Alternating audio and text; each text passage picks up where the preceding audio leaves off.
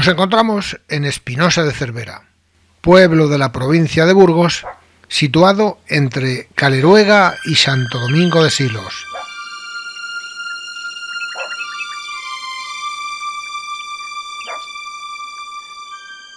Dicen los de este pueblo que el Esgueva nace aquí, al lado de la carretera, junto a las bodegas. Los de Briongos dicen que nace aquí, junto a la Peña de Cervera. ¿A quién hacemos caso? Todo está en los libros. En el archivo de la Confederación Hidrográfica del Duero encontramos la solución del problema. En este mapa del Signa podemos observar exactamente hasta dónde llega el término municipal de Briongos y podemos ver que el Esgueva nace dentro del término de Briongos, próximo al de Tejada. El Esgueva nace entre la Peña de Tejada y Peña de Cervera. Según el mapa itinerario existente en el archivo de la Confederación Hidrográfica del Duero, realizado por el ingeniero de la Confederación, don Ángel del Hoyo, en el año 1878, oficialmente el río nacía en el término municipal de Tejada, partido judicial de Lerma, y a unos 500 metros de la línea que separa los dos términos municipales, el de Tejada y el de Briongos. Es posible que el lugar de nacimiento en 1878, fecha del estudio de don Ángel del Hoyo, fuese este lugar. Como se puede observar, ahora está completamente seco y se ve que hace años que no mana agua.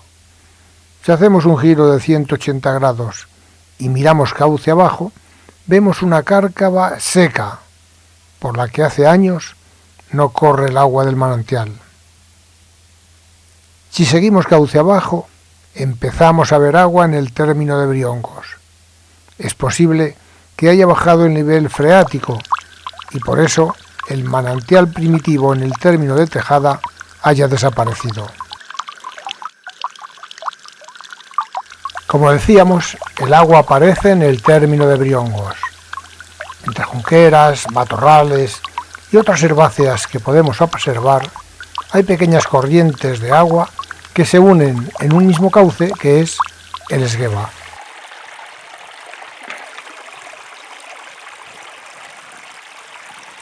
A partir de este punto el río empieza a ser visible y en su recorrido hasta Valladolid le quedan 122 kilómetros para desembocar en el Pisuerga.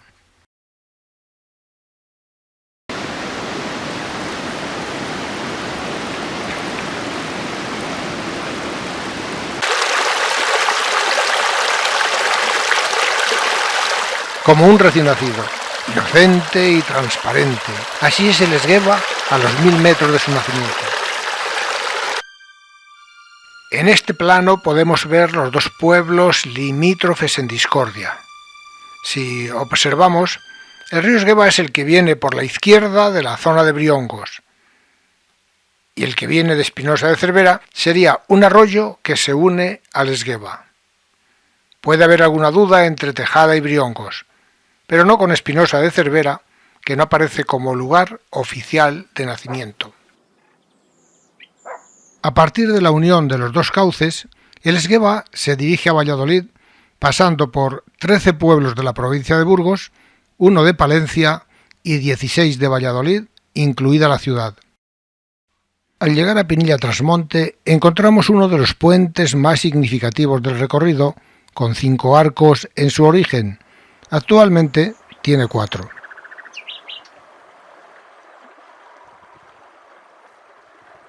En el año 1878, fecha en la que se publicó el mapa itinerario del Esgueva, firmado por el ingeniero jefe de la Confederación Hidrográfica del Duero, don Ángel del Hoyo, en su recorrido, el Esgueva tenía 32 puentes. Además del de Pinilla-Trasmonte anteriormente mencionado, siguen en pie otros análogos, como este de Babón de Esgueva, con 5 arcos.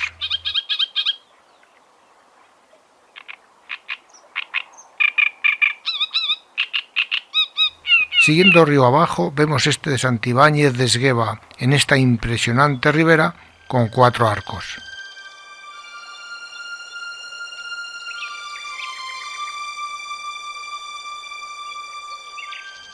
También destaca este de Olmos de Esgueva, con 3.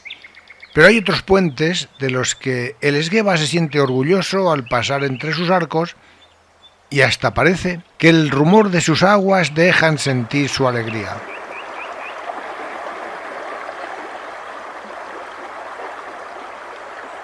En su recorrido encontramos otros que por su antigüedad merece la pena ser visitados, como este de Castronuevo de Esgueva, romano en su origen, dicen, o estos de Pinilla Trasmonte y Cabañas de Esgueva, medievales para sus vecinos, pero que podían ser de los siglos XVII-XVIII.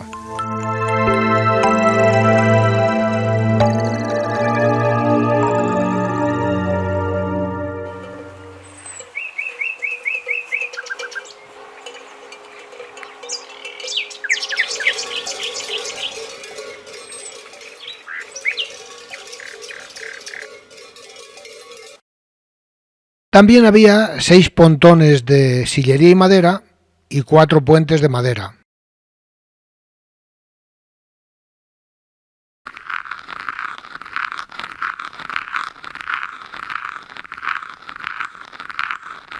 Por aquella época había 36 molinos. El más importante, de 5 piedras con el número 36, se encontraba en Renedo de Esgueva. El segundo más importante, de 4 piedras con el número 35, denominado Fábrica de Harinas La Fe, se hallaba en Castronuevo de Esgueva. Ahora, gracias al empeño de sus propietarios o herederos, se está restaurando alguno, como este de Villatuelda en la provincia de Burgos. Aunque la mayoría de los molinos estén en estado ruinoso, encontramos alguno en buen estado de conservación, como este de Torresandino, también en la provincia de Burgos. En otoño, el amarillo intenso de los chopos, mezclado con el rojo de los escaramuzos de las zarzas, conocidos también como tapaculos, forman un paisaje otoñal que deja impresionado al viajero. El último pueblo de la provincia de Burgos por el que pasa el Esgueva es Tórtoles. Aquí encontramos otro puente de los que llaman la atención. Dicen que es romano. Como se puede ver, lo han restaurado. La que sí que es de estilo arquitectónico románico es la iglesia. Cualquiera que conozca un poco esta arquitectura se dará cuenta a primera vista. El siguiente y único pueblo de la provincia de Palencia por donde pasa el Esgueva es Castillo de Don Juan. Aquí encontramos un molino, fábrica de luz. En Castillo de Don Juan, único pueblo de la provincia de Palencia por donde pasa el Esgueva, la familia Reyes, sus herederos, están tratando de conservar lo que pueden del molino. Como se puede ver, por sus elementos y mecanismos empleados en su última etapa de funcionamiento, se podría considerar fábrica de harinas. A mediados del siglo XX, cuando dejó de moler, el señor Reyes, en vez de producir harina, generó electricidad y gracias al señor Reyes, los vecinos del pueblo vieron la luz. Ahora solo generan energía eléctrica para su propio consumo.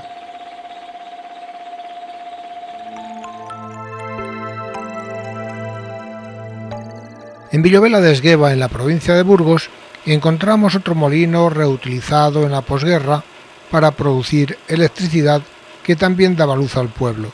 En este momento solo lo utilizan para su consumo particular.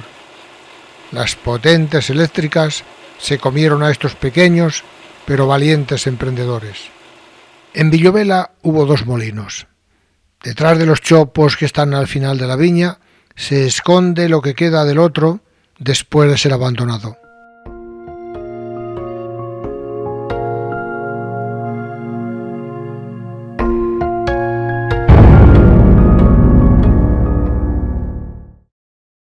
En el kilómetro 93 del recorrido del río, en Piña de Esgueva, encontramos restos de lo que en su día fue el molino número 33, propio, dice el documento, del marqués de Falces. Por desgracia, solo quedan las paredes y a la vista una de las 2 ruedas que poseía el molino. Como ya hemos comentado anteriormente, llegando a Valladolid se encontraban los 3 molinos más importantes del recorrido. Uno de 5 piedras en Renedo de Esgueva, actualmente desaparecido.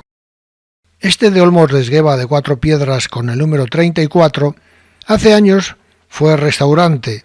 En este momento se encuentra en la sección Olvidados. En la época que se utilizó como restaurante, las 4 piedras del molino adornaban la entrada. Ahora, si queremos verlas, tenemos que hacer trabajos de arqueología.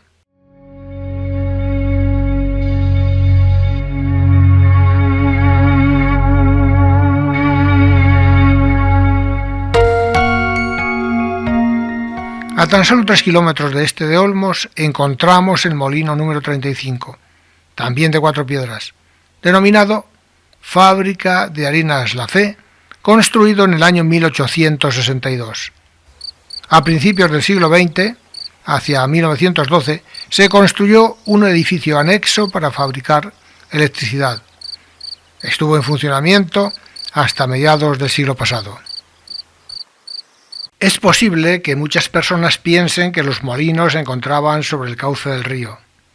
Salvo excepciones, cuando se construía un molino, primero se procedía a la excavación de un cauce anexo al río, exclusivamente para llevar las aguas al molino independientemente del río.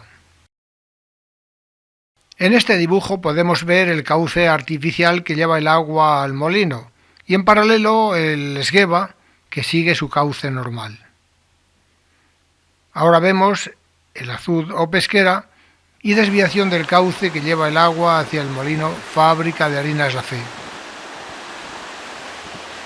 Con la reforma de la Ley de Aguas del 13 de junio de 1879, en la página 74, artículo 215, podemos ver que dice que los ríos no navegables ni flotables, el dueño de ambas márgenes puede establecer libremente cualquier artificio, máquina o industria que no ocasione la desviación de las aguas de su curso normal, lo que quiere decir que los molinos existentes, aunque no funcionen, pertenecen a épocas anteriores a la entrada en vigor de la ley de 1879.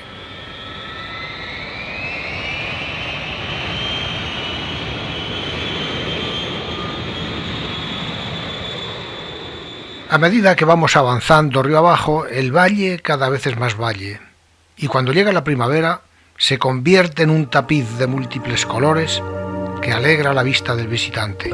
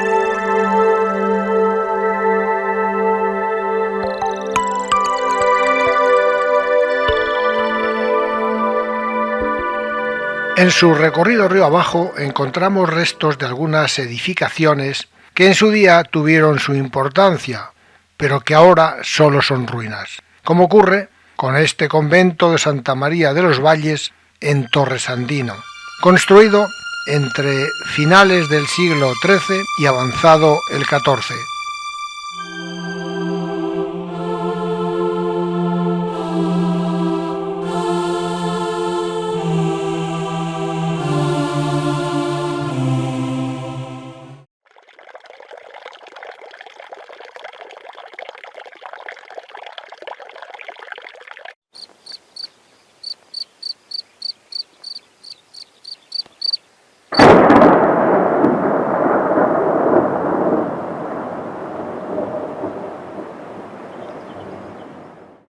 Seguimos río abajo y ya en la provincia de Valladolid, en Canillas de Esgueva, encontramos restos de un castillo de mediados del siglo XV perteneciente a la familia de los Zúñiga. Hasta 1418, el sitio de Canillas pertenecía al convento de Santa Clara de Valladolid. Y fue este año, el 29 de agosto, cuando en el convento de San Francisco de Valladolid y bajo la licencia de Fray Alonso de Rivas, custodio de Palencia, se le da a Pedro de Estúñiga, hijo de Diego López de Estúñiga, primer señor de Curiel, el lugar de Canillas. En el archivo de la Real Chancillería de Valladolid, en la caja 75.1, podemos ver una demanda presentada por Andrés Varela en nombre del convento de la Santísima Trinidad Calzado de Valladolid contra el conde de Encinas por intrusión en el sitio de Canillas. Por lo que vemos en el documento, según el demandante, la abadesa del convento de Santa Clara de Valladolid otorgó escritura a los trinitarios calzados, habiendo precedido las solemnidades necesarias, para lo cual vendieron en trueque y cambio el sitio de Canillas a dicho convento por 70 florines de oro del cuño de Aragón.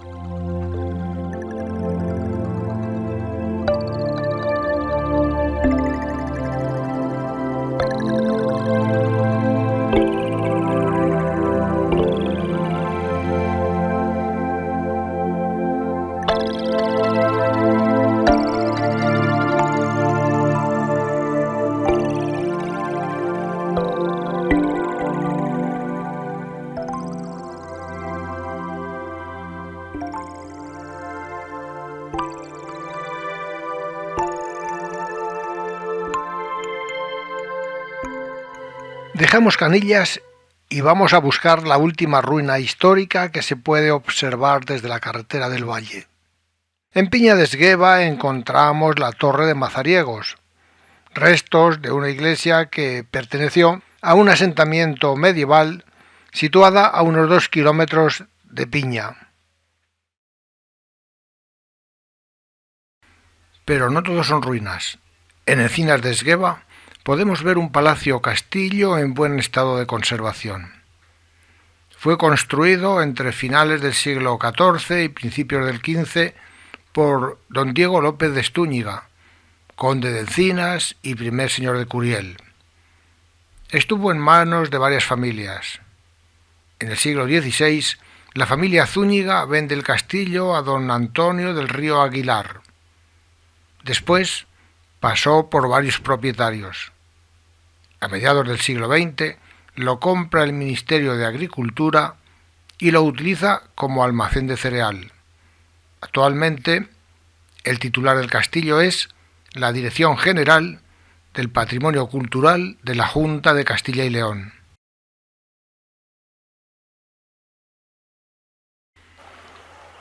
Además del castillo, Encinas tiene un embalse, cuya finalidad principal es el riego del campo. También es un magnífico lugar para pasar un día de esparcimiento natural. Desde su merendero a la sombra de los árboles se puede contemplar el embalse.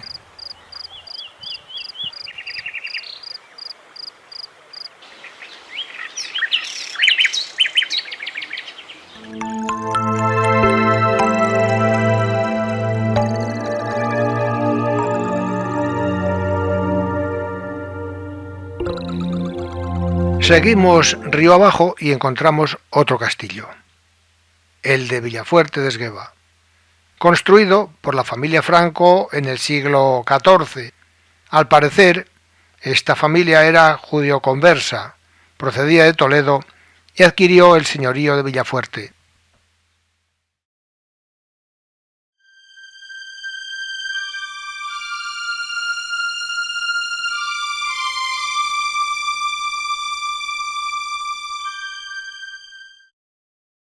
El románico también está presente en el valle, especialmente en la provincia de Burgos.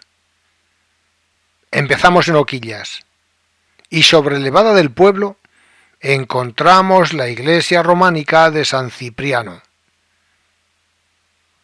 Bajo el alero que cubre el ábside podemos ver los canecillos, algunos en buen estado de conservación.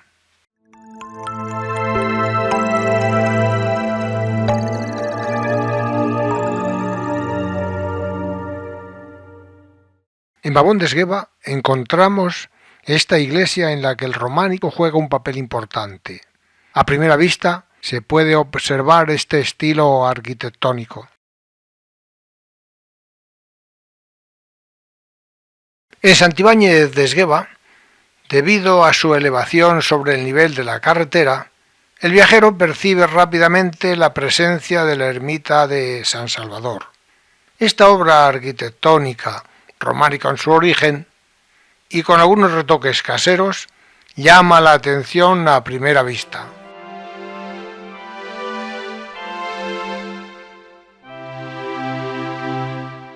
Allá, a lo lejos, sobrelevada del pueblo de Cabañes de Esgueva, desde la carretera podemos ver una iglesia que, si nos acercamos a ella, se pueden observar claros signos del estilo arquitectónico románico.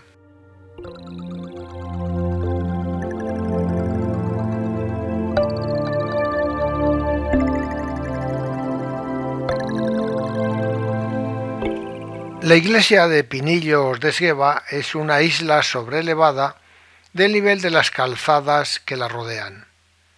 Es una joya arquitectónica cuidada y restaurada.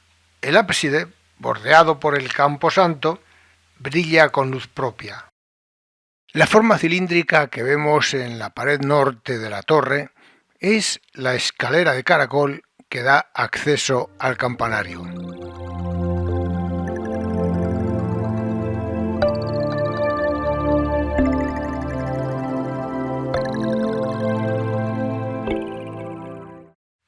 La de Terradillos es otra gran obra arquitectónica de estilo románico. Situada en el centro del pueblo, se puede contemplar desde cualquier punto de las calles circundantes.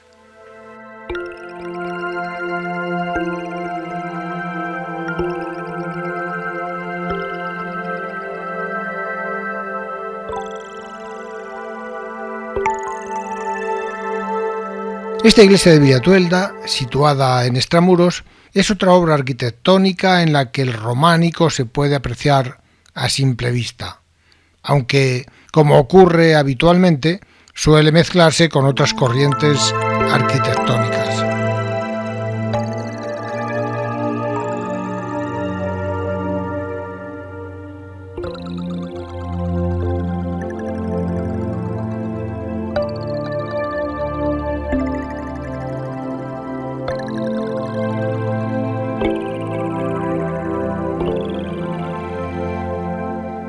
También en la provincia de Valladolid encontramos alguna iglesia con huella románica. En Canillas de Esgueva encontramos la iglesia de San Miguel Arcángel, ábside románico con sus canecillos correspondientes en mal estado de conservación.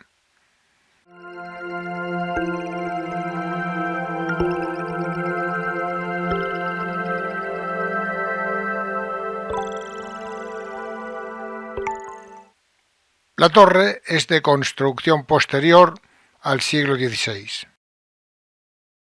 Seguimos río abajo y en Villafuerte de Esgueva podemos ver la iglesia de la Santísima Trinidad construida en el siglo XII.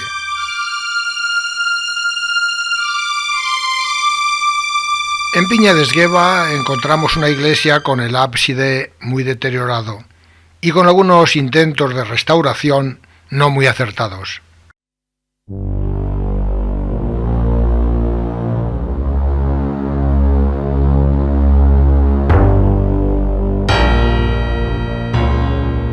Cuando llega el estío, el valle cambia de color. Desde este chozo o refugio situado a la altura de Piña de Esgueva, pero dentro del término municipal de Esguevillas, se puede contemplar un paisaje muy distinto al que hemos visto anteriormente.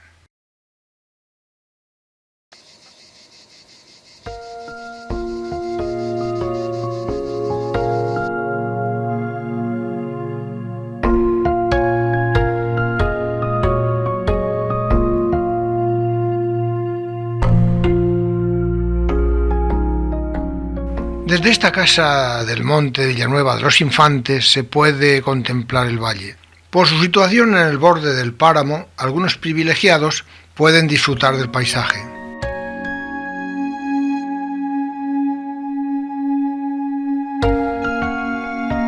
Pasamos Renedo y entramos en el último término municipal por el que pasa el Esgueva. Llegamos a Valladolid y lo hacemos por el lugar en el que se encontraba el puente del Emperador o de la Reina, conocido como repartidor de aguas. Desde este chopo y con la mirada del cormorán despistado, desorientado y fuera de su hábitat, podemos observar el lugar en el que se encontraba el repartidor de aguas.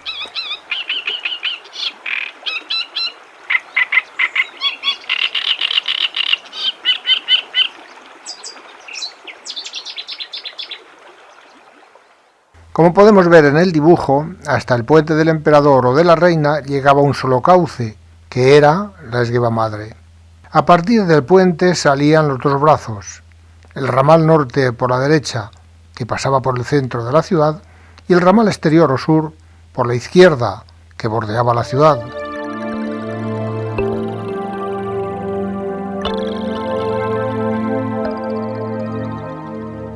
Aquí, en este lugar, se encontraba el llamado repartidor de aguas, más conocido como Puente del Emperador y posteriormente Puente de la Reina.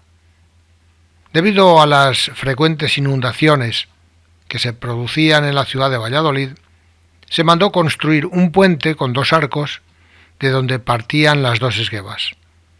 En este puente o paredón, que así lo llamó don José Santos en una revisión que tuvo que hacer después de la inundación de 1788, para comprobar en qué situación se encontraba, dice que había una compuerta en el ramal norte, o cauce interior, también llamado por don José Santos Esgueva Madre, porque era el cauce original.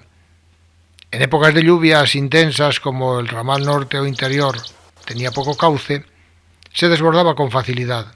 Para evitar este problema, bajaban la compuerta en el ramal norte o interior y orientaban el agua hacia el ramal sur o exterior, que tenía más cauce.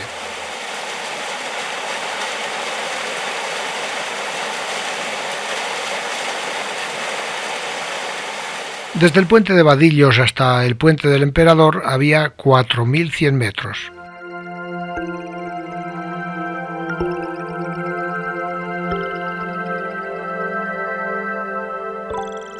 Podemos ver cómo al llegar al punto circular intermitente, el Esgueva se parte en dos brazos. El círculo rojo indica el lugar donde se encontraba el repartidor de aguas, conocido como Puente del Emperador o Puente de la Reina. En este plano de Francisco Coello de 1852 vemos el punto de donde partían las dos esguevas y podemos ver cómo el ramal sur entra por la izquierda de la ciudad y el ramal norte por el centro.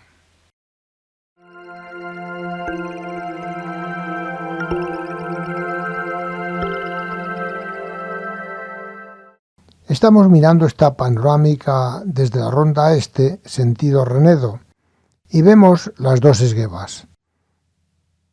La fila de árboles de la derecha es el río actual, llamado en su día ramal sur o exterior.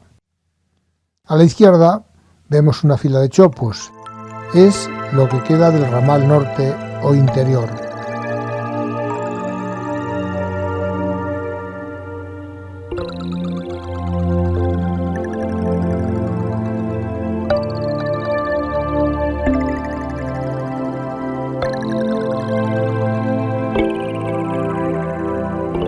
En el Archivo Municipal de Valladolid existe suficiente información sobre este puente para hacerse una idea de la importancia que tuvo para la ciudad.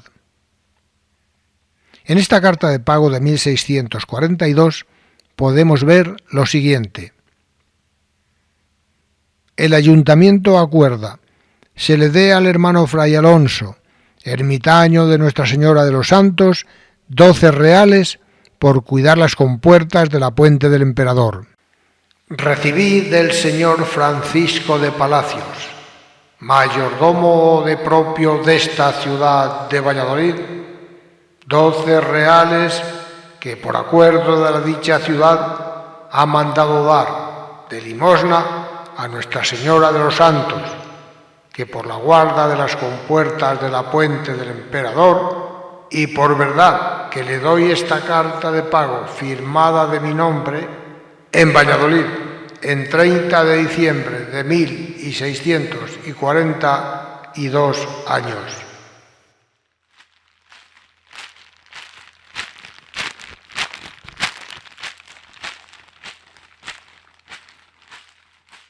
Nos encontramos junto al esgueva norte o esgueva madre y podemos apreciar perfectamente las dos esguevas.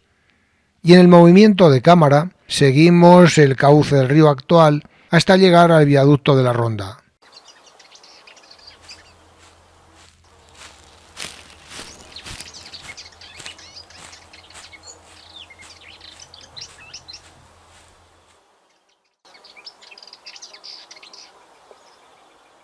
Es posible que cuando desaparezcan estos chopos que quedan marcando lo que fue el esgueva original, habrá desaparecido por completo la esgueva madre. Por este motivo, con estas imágenes quiero perpetuar los últimos momentos de vida de lo que fue este río, tan querido y a la vez tan odiado por el sufrimiento que causó en la población.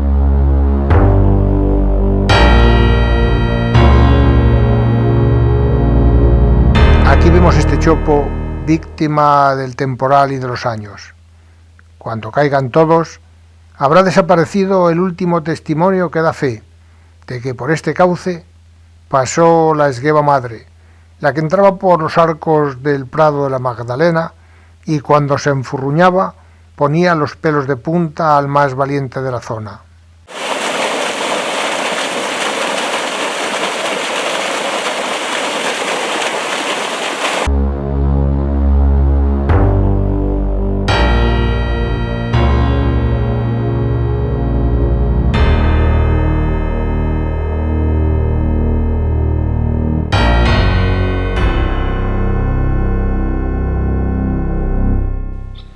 Llegamos a Valladolid y lo hacemos por el nuevo barrio de los Santos Pilarica. A partir de aquí deja de ser rural para convertirse en urbano. Los paseos y vegetación que bordean el río hacen de este un lugar casi idílico que invita a pasear por sus márgenes.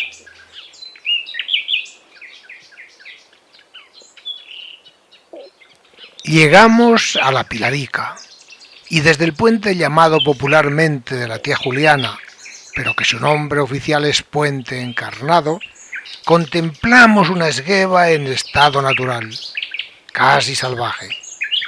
Bonitos paseos hacen de este un río agradable de contemplar.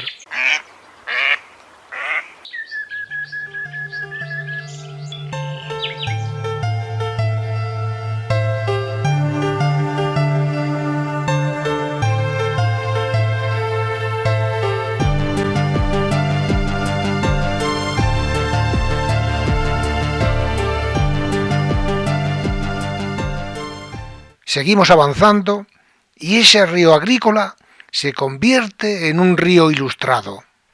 En 1000 metros encontramos 4 colegios en sus márgenes. Seguimos río abajo y cada vez es más culto. En la margen derecha vemos la Escuela de Ingenieros Industriales.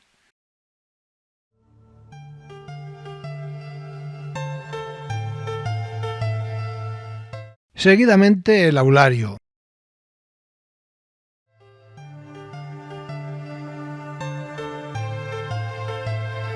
Anexo al edificio del aulario, la Facultad de Económicas y Empresariales. En la margen izquierda, casi enfrente de la Facultad de Económicas, se halla la Facultad de Filosofía y Letras.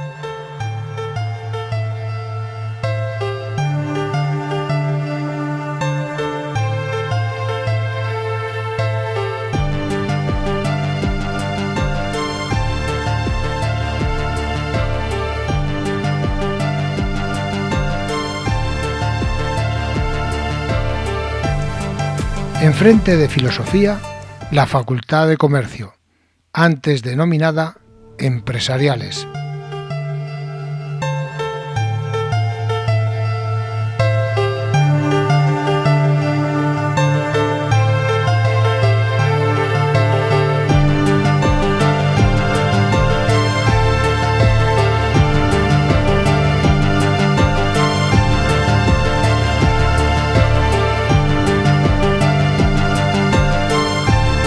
Nos habíamos emocionado y sin darnos cuenta dejamos atrás la desgraciada historia de la Esgueva del pasado. La Esgueva Madre o Ramal Norte o Interior, que de todas estas formas se llamó, entraba por estos arcos conocidos como Arcos de la Cerca del Prado, culpables en parte de la inundación de 1788.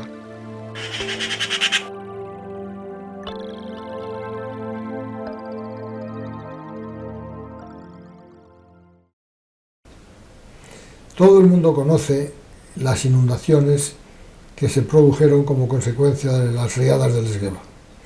Pero hubo dos especialmente catastróficas, una en el año 1636 y otra en el año 1788. Y es de esta de la que vamos a hablar porque es de la que más documentación hay en el Archivo Municipal de Valladolid. Como consecuencia de esta inundación, el ayuntamiento contrató a un ingeniero militar de prestigio en aquel momento, don José Santos. Este señor hizo una evaluación de daños y, según él, la inundación se produjo por un descuido de los vigilantes del Esgueva.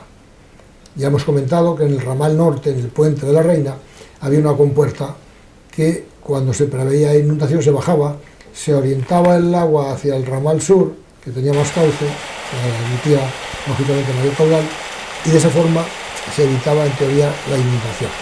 Bueno, pues parece ser que esa compuerta no se bajó y entonces el agua vino hacia el Prado de la Magdalena y llegó a la cerca donde estaban los arcos famosos, los arcos de la cerca del Prado, que así se llamaban, que estaban sobre el Esgueva.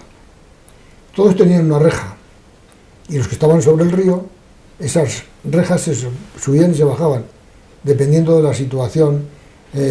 Si se preveía lluvias, se levantaban para que no hubiera problemas. Claro, las tenían bajadas para que por el río, cuando baja poca cantidad de agua, pues no se metieran con contrabando, por ejemplo. Hay que tener en cuenta que había fielatos o no había otro. Y entonces, claro, cuando se preveía inundación las levantaban. Y por lo que dice don José Santos, no se levantaron esas rejas. Y dice que la broza se fue acumulando, todos sabemos que cuando viene una riada arrastra troncos, ramas, bueno, pues toda esa broza, dice él, se fue acumulando junto a las rejas, formando una balsa, un tapón. La tapia no aguantó más, porque realmente era una tapia grande. La llamaban la cerca o tercera muralla. Bueno, pues reventó y se llevó 3 de los 6 arcos. El agua llegó de golpe hacia Paraíso, La Antigua, Cantarranas, Platería, hasta ese punto. Y se inundó todo, claro. Las casas peor construidas que han dado, pues esas son las que se hundieron. Se hundieron muchas casas.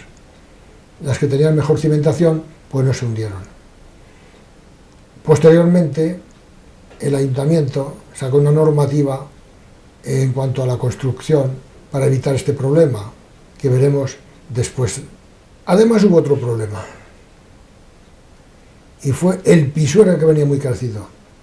Claro, cuando el nivel del Pisuerga crecía, taponaba el agua del Esgueva, era como una barrera, y entonces el agua retrocedía, produciéndose esa balsa, que era la que causaba los grandes problemas en toda esa zona. Entonces no solamente fue el Esgueva, también el Pisuerga. Al subir el nivel, taponaba la salida del Esgueva y entonces no podía evacuar, el agua retrocedía y lo que hacía era inundar toda esa zona que hemos dicho.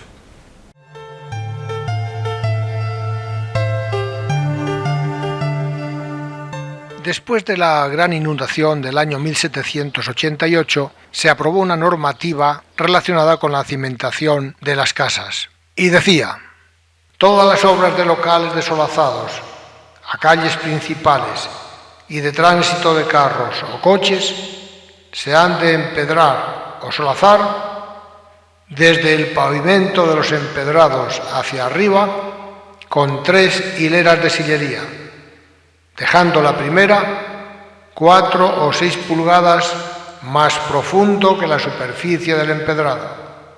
Y tendrá cuidado especial en que las mezclas de arena y cal de todas las obras en general de la ciudad sean de 2 partes de arena y 1 de cal, y que cuando se eleve en las obras, ya de reparos o nuevas, vayan rectas y a plomo para sumar perfecta duración. Como ya hemos comentado, las rejas de los arcos de la cerca del Prado cumplían con una finalidad: evitar que se pasara contrabando por el río, especialmente en verano, que apenas bajaba agua.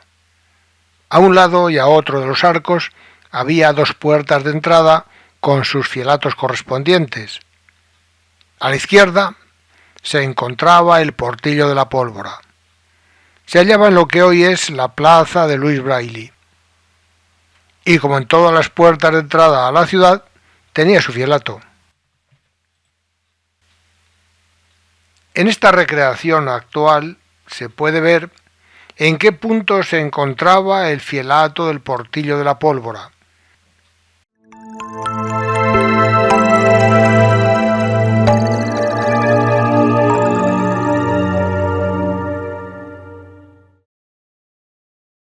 A la derecha, más o menos a la misma distancia de los arcos de la cerca del Prado, se encontraba la otra puerta de entrada en la zona noreste de la ciudad, llamada Puerta o Portillo del Prado, y se hallaba en la entrada del Camino de Renedo.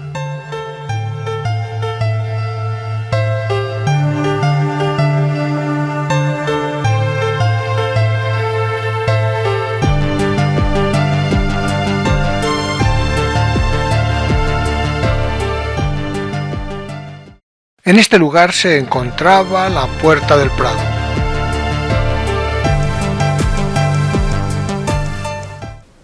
Ya hemos visto que el Esgueva, en su recorrido dentro de la ciudad, causó muchos problemas con las inundaciones. Pero no solamente fueron las inundaciones las que complicaban la vida de los ciudadanos. Hubo otros problemas, como por ejemplo los malos olores, las pestilencias. Un grupo de vecinos de la zona del Rastro, próximo al Hospital de la Resurrección, se quejan al excelentísimo ayuntamiento por los malos olores y las miasmas, dice el documento, que de la alcantarilla del Hospital de la Resurrección salen. Y en verano especialmente aquello era inaguantable. Entonces se quejan al excelentísimo ayuntamiento diciendo que, siendo conscientes de que ese año la recaudación de sisas y fielatos había sido escaso, pero que es urgente encauzar y hacer la bóveda de ese pequeño tramo del Esgueva que iba desde más o menos la Casa de Cervantes hasta la calle Santiago, que es urgente, y el documento decía esto. Los que suscriben acuden a vuestro Señor diciendo que el encauzamiento del pequeño tramo de Esgueva que hay frente al hospital producen en todo tiempo olores insufribles, pero muy particularmente en los meses de calor. Son tan inaguantables los hediondos olores que de las alcantarillas del hospital salen por falta de encauzamiento, que todos los vecinos se ven privados de hacer uso de las galerías y tienen que cerrar las comunicaciones que dan al Esgueva. Pero sabiendo los exponentes que el excelentísimo ayuntamiento no puede hacer las obras de mejoras como en los años anteriores, por faltar los recursos que los consumos le daban, y como la necesidad de dicho encauzamiento es imperioso, y que ante el temor que el cólera vuelva, debe hacerse pronto porque no es posible resistir las miasmas que producen las dichas alcantarillas del hospital, no solo a la vecindad, sino que también al público que en el verano sale de paseo al Campo Grande. En el legajo 72 del 31 de marzo de 1881 vemos un caso similar al anterior relacionado con los malos olores. Parece ser que había ciudadanos maleducados que iban a la fachada principal del convento de las Huelgas Reales y allí hacían aguas mayores y menores junto a la pared. Y entonces, claro, un grupo de vecinos de la Magdalena se quejan al excelentísimo ayuntamiento diciendo que coloque carteles prohibiendo hacer aguas mayores y menores. Vistas las denuncias que diariamente llegan a mi autoridad por usuarios particulares en son de queja, por carecer de rótulos que prohíban hacer aguas mayores y menores en la fachada principal del convento de las Huelgas, y que faltando al decoro y principio de educación no respetan a las señoras que entran al templo de Dios.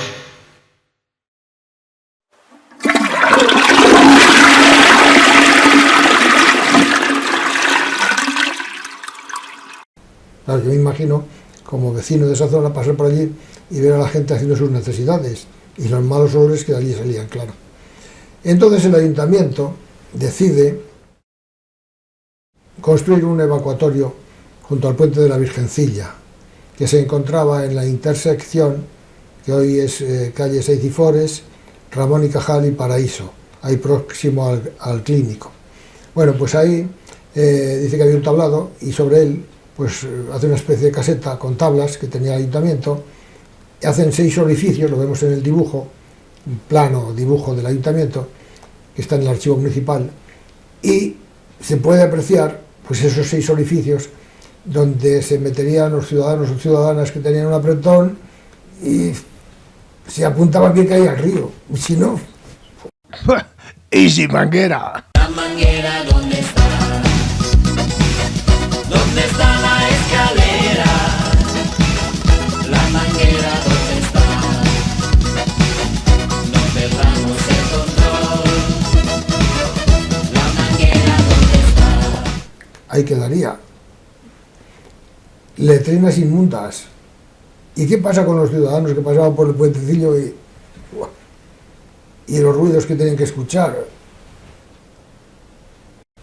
Como consecuencia de los problemas sanitarios que los 2 ramales del Esgueva que cruzaban la ciudad producían en la misma, la Comisión de Saneamiento decidió sacarlos fuera y crear el cauce que tenemos actualmente.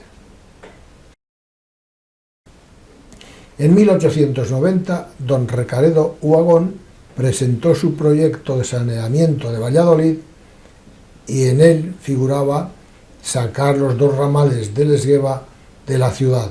En la caja 691.1 del año 1901 vemos que la Comisión de Saneamiento vuelve a la carga con este tema y dice que después de 11 años de haber presentado el proyecto Uhagón, pues que todavía no se ha hecho nada y que ya urge ejecutar esa obra.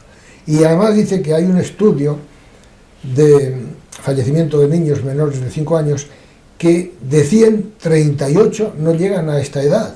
Y esto, desde luego, en aquella época ya, finales del 19, que no se podía tolerar. Y que es urgente ejecutar la obra. El 23 de marzo de 1907, la Gaceta de Madrid, equivalente al BOE en este momento, publicó la subasta del plan de saneamiento del señor Uhagón en Valladolid. Ese mismo año comenzaron las obras y 3 años después se habían acabado. El señor Uhagón concedió una entrevista a un periodista del norte de Castilla y estaba emocionado, claro, porque se había hecho en un tiempo con el que no contaban. Fue rápido. Esto fue bueno para todos, claro.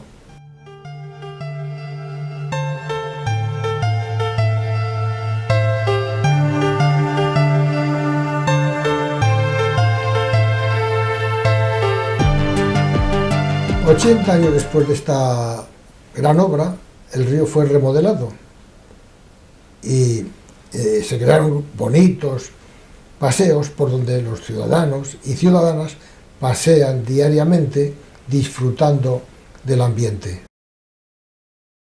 Hemos acompañado al Esgueva durante 122 kilómetros hasta llegar al Pisuerga. En su recorrido urbano, el río es agradable a la vista y gracias a la última reforma de hace 20 años, sus magníficos paseos invitan al ciudadano a caminar por ellos. Ahora solo queda cuidarlo y respetarlo, para que cada día nuestro río, esté más bonito y sea el orgullo de los ciudadanos que con cariño lo disfrutan.